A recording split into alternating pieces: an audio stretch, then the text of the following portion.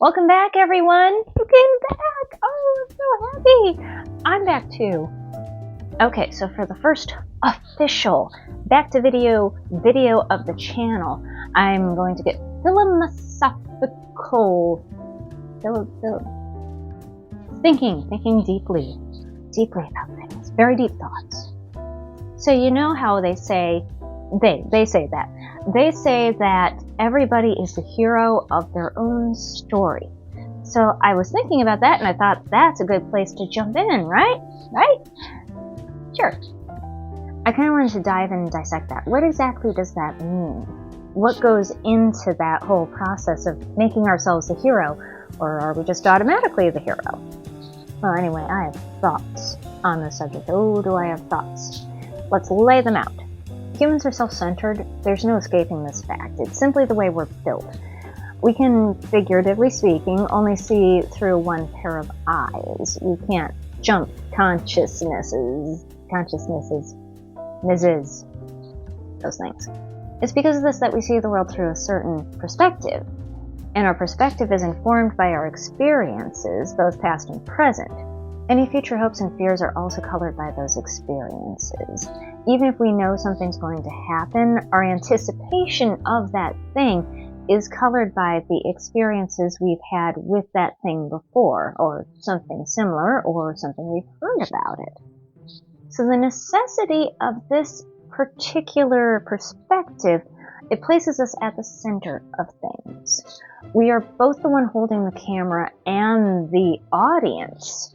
And that means we're constantly in both a reactive and a proactive state, even if we're having a bad day and we don't want to do one or the other of those things. Therefore, because of perspective and the necessity of that perspective, that places us as the hero of our own stories. This doesn't necessarily mean we're always heroic. A hero in Western-style storytelling is typically someone who makes mistakes, but they learn from them and they manage to move things toward a satisfactory conclusion. And that's what we all want. It's not necessarily what we all get. Not only are we up against a universe that does not have us as its main focus, but there are all these other people out there who also have themselves at the center. So no one of us can really be the center of life, generally speaking.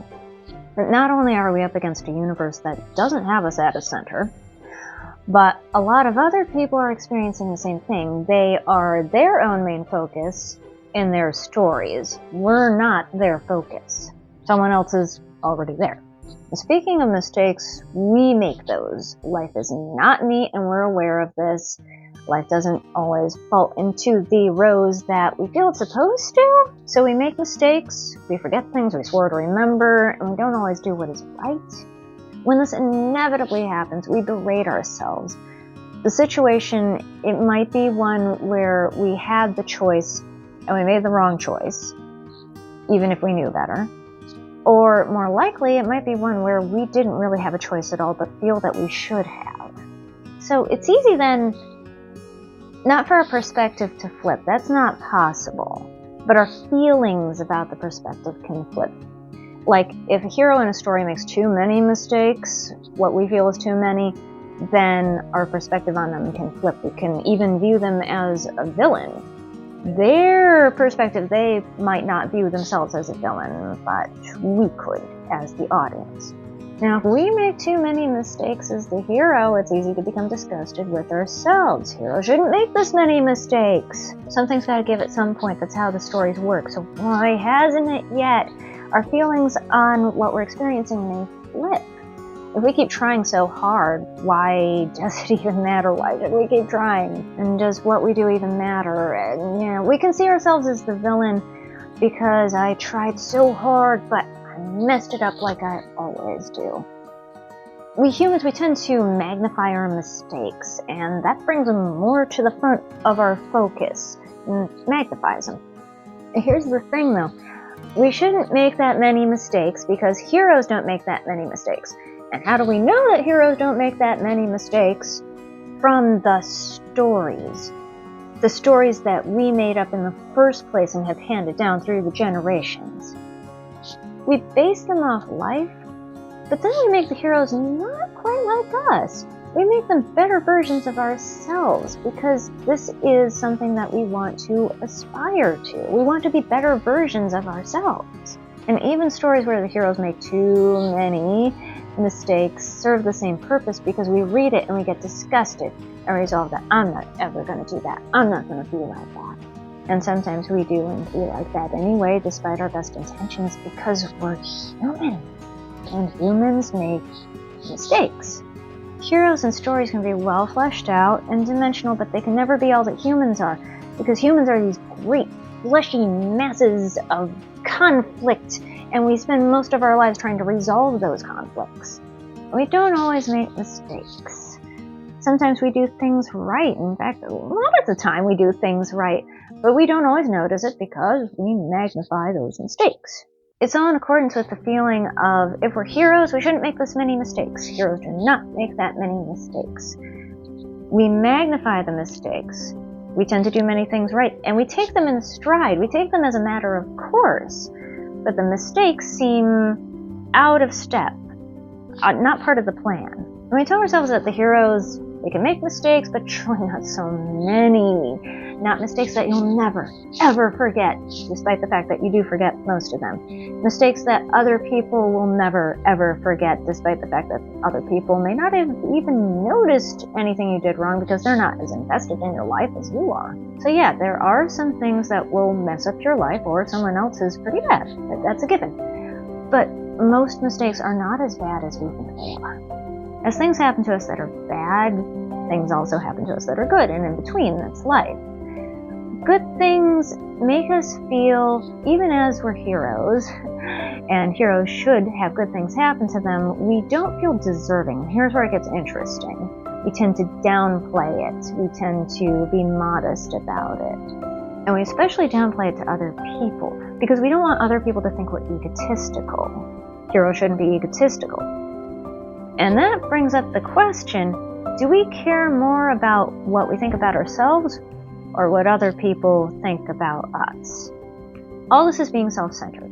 That sounds bad because we put a negative definition on the term, and it usually deserves that. We don't want other people to think of us as self-centered. We don't want to be thought of in that way.